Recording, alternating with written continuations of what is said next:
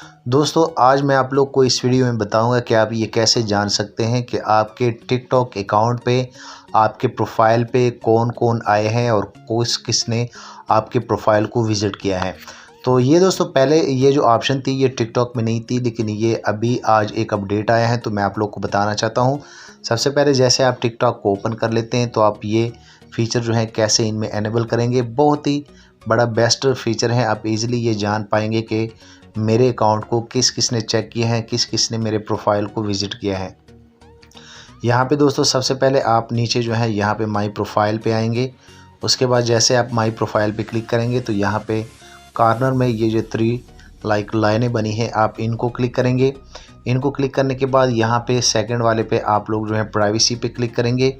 और प्राइवेसी पे क्लिक करने के बाद जैसे आप क्लिक करेंगे तो यहाँ पे नीचे एक ऑप्शन आप लोग को मिल जाएगा लाइक प्रोफाइल व्यूअर्स का।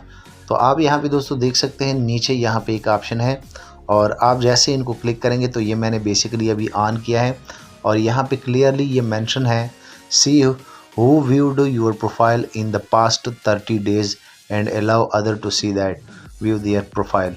तो ये बेसिकली इनका मतलब यही है, आप अगर इनको ऑन करते हैं तो आपको यहाँ पे पूरा एक लिस्ट शो हो जाएगा कि किस किस बंदे ने आपके टिकटॉक अकाउंट को विज़िट किया है।